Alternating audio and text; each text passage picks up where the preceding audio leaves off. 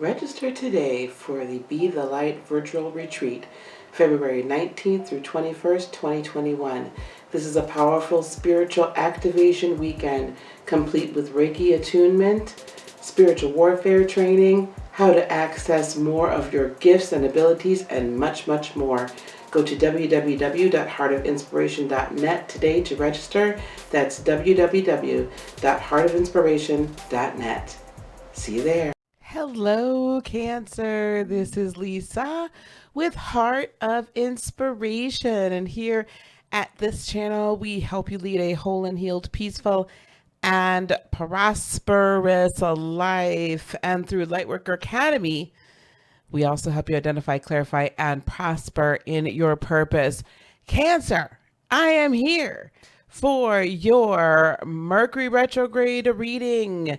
This is for Cancer, Sun, and Moon primarily, rising to some extent. This for Cancer risings, this is really going to kind of showcase for you how you're going to show up in the world, your personality, right? So it might influence that a little bit, but primarily for Cancer, Sun, and Moon. Now, this Mercury retrograde is happening in Aquarius, and that's a lot of just crazy energy that is kind of somewhat impacting us Cancerians. It's impacting us in certain specific ways. And I'll put it to you like this, because Aquarius is that that 11th house, right? So that highly evolved spirituality, but from a collective point of view, highly evolved kind of technology within spirituality. So there is this whole concept of what are we doing as an individual that is then, contributing to the collective consciousness, and what new and innovative ways are being revealed to us so that we are much more effective in that process and in that purpose.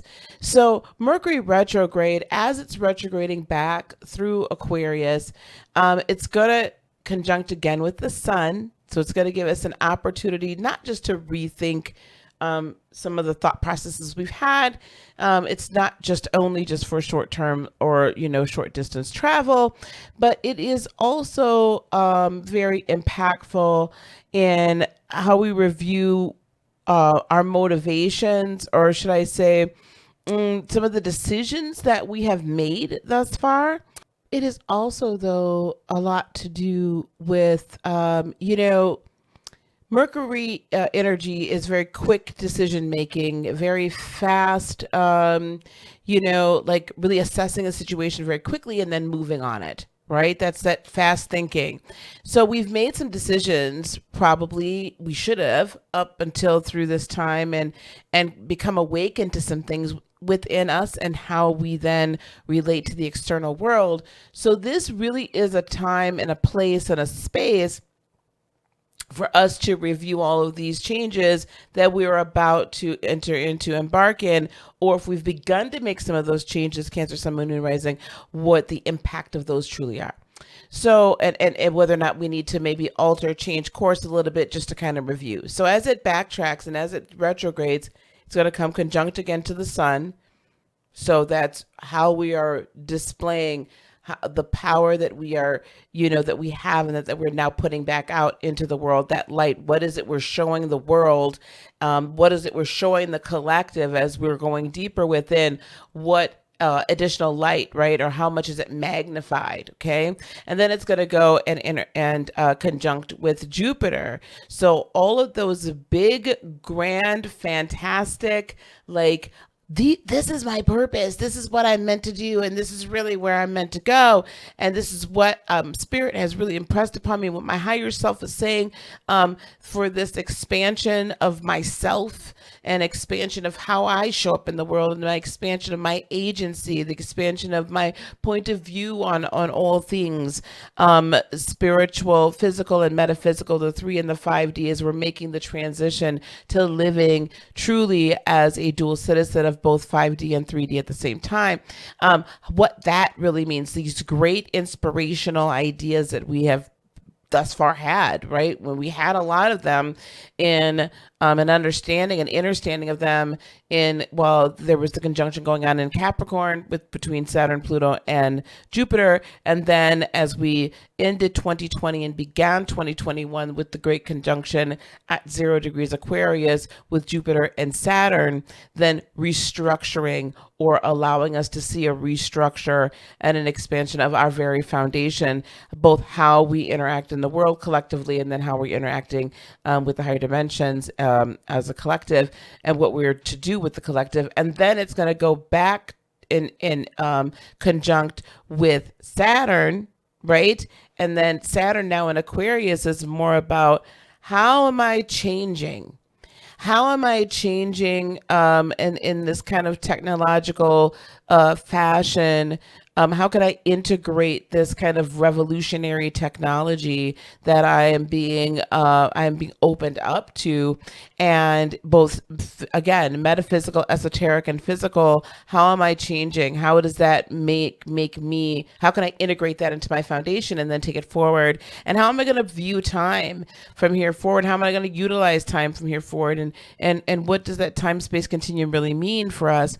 And also somewhere in the midst of all that, it's going to come conjunct Venus, and that is very Lemurian energies, right? So this is that, that water bearer, the water liver, the Atlantean dweller, the ancient wisdom of the Lemurian, and coming and the intertwining and intersecting between Lemuria and Gaia energy, and nature, and the understanding that energy is energy and it permeates all and transmutes all, is something that we're coming to the understanding of. And what do we really love, right? We're changing. It is literally beginning to have us again take another pass and review what it is we really love. What do we really love to do? What really makes our heart sing? And what means the most to us? We're going to find different ways to be comfortable. Venus is very comfortable and luxurious and very just, that divine feminine, that very home, comfort type, and beauty. What do we find beauty in? And how do we find beauty in this world that is evolving in a very revolutionary way? So all of that, and mind you, all of that is all squaring Uranus in Taurus, with Mars still there. So that's just like, I have to change my daily routine. I have to change it now, and it has to be impactful in my life, and then impactful across the globe. So let's look at some oracle.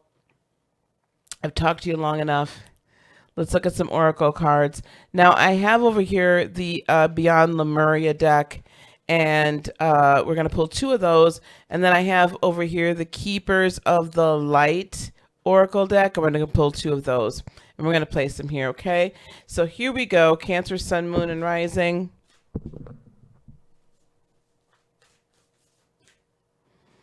Sorry guys, I got to move a couple things out of the way. There we go. Cancer, Sun, Moon, and Rising. 2 cards please for Cancer, Sun, Moon, and Rising. 2 cards for Cancer, Sun, Moon, and Rising. 2 cards for Cancer, Sun, Moon, and Rising.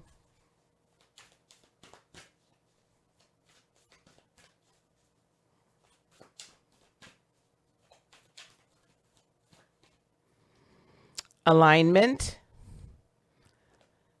This is definitely a time for us to come into greater alignment with our purpose, with our higher purpose, with our 3rd dimensional self, and our spiritual self, in alignment with our higher self. Heart chakra, unfurling back to love. I love that, especially for us Cancerians. We really deeply reside in that love space. That's our kind of superpower, right? That being the mothers of the zodiac, the sun signs, we are definitely in that space of like unconditional love, right?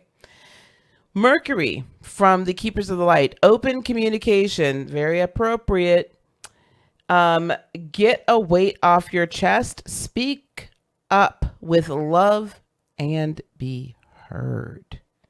We're gonna have to like use our throat chakra a little bit, I think, as well. I think that's also what I'm hearing too.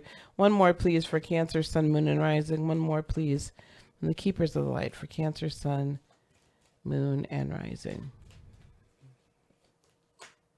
Lady Nada, Heart Awakening. Wow. Awaken to acceptance and divine love. Give and receive in balance. Holy cats. Okay. Listen. Thank you. That's what I'm hearing. So this is all pointing to our empathic, loving heart chakras being far and away, way too out of line. And then it's not necessarily a bad thing. Your heart chakra is your most powerful electromagnetic field. It is the chakra that literally is critical in creating your world and creating your reality. I just did a podcast, and we'll put the link up here for the podcast. In regard to our DNA and photons and how our emotions as human beings and interaction with human DNA, what that all does and how it creates our reality. And what this is telling me, Cancer, Sun, Moon, and Rising, is we absolutely have to where our heart chakra is in alignment and hasn't kind of grown too big. We can take on so much. We take on other people's burdens and everything. And, as the mother, we need to fix it, or we feel we want to fix it and all of that good stuff. But it's not really time for us to fix other people. This is really a time for us to go within and open ourselves up to what really is in our heart and what we are really supposed to be creating in this time and space. You need to be communicating in a greater way from your authentic self, from your heart, with your angels, your ancestors, with Creator, with Mother, Father, Spirit, with your spirit guides. You need to be communicating with the higher realms at a greater intensity and with greater clarity during this Mercury retrograde. Our hearts are being awakened during this time, Cancer, Sun, Moon, and Rising, to the reality that, yes, you can actually have it all. They're also awakening to this knowledge and the responsibility, honestly, that a lot of us have to be the mothers in this earth, to be the spiritual mothers. And this doesn't matter if you're male or female, because there's a divine feminine, right, that we all know has been gaining steam and gaining strength throughout this whole entire time recently, here in recent years, and it's really picking up steam. And there is a need for us to be the spiritual mothers in the fact that we are literally kind of birthing and bearing this new age as it comes in, and this new way, and we're the birthers of the revolution and the evolution. We might not be necessarily have been the catalyst, but we're the nurturers for those that are entering into this time, if that makes sense to you. But you yourself have to be in alignment and heal your heart. Speak your truth from your heart in love. There is absolutely nothing wrong with that. Setting the proper boundaries and speaking them. If someone's overstepping them, or if you're allowing someone to overstep them, you need to put them back where they belong. Okay? And you need to set proper boundaries in your own life. Don't work like, okay, I'm the biggest one to do this. Don't work so stinking hard all the time. Okay, take some time for self-love and self-care. Fall back in love with yourself. Fall back in love with the creative process. Fall back in love with emitting the frequency and the energy of love for the purpose of assisting and healing and empowering. This is the time period where we're reviewing everything that we're doing for the purpose of assisting, healing, right? And empowering those that are coming in behind us that we are assigned on our mission to help, to walk in and live that love. Because when we live in a love frequency, in a love energy, we we manifest so easily. It's effortless. And that frequency of love brings wisdom, brings light, brings joy, brings peace. Nothing missing, nothing broken. So do not be afraid to go deep into meditation. I would say if you have anyone that you typically chat about these things with, be communicative. Communicate to the universe what it is that you like as you're getting this information and it's dropping in your heart. Communicate it out to yourself and to the universe. Yep, this is it. Yep, this is it. And don't be afraid to say the things you need to say and awaken your heart to the possibilities and to the probabilities and to the success of your mission here on Earth. This is going to be a great new foundational time for you during Mercury retrograde as you kind of review everything as it has been unfurling until this point. Cancer, thank you so much for being with me today. I very much appreciate it.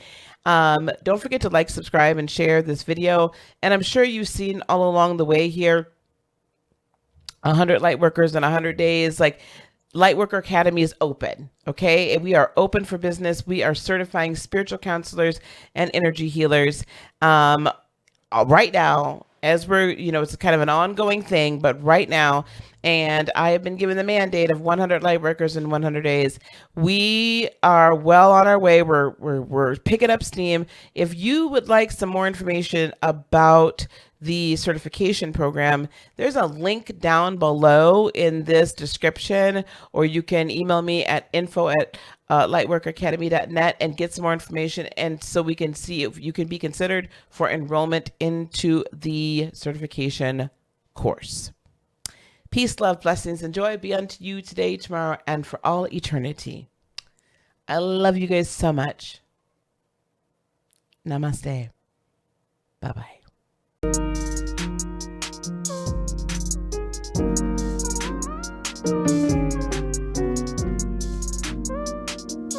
Thank you.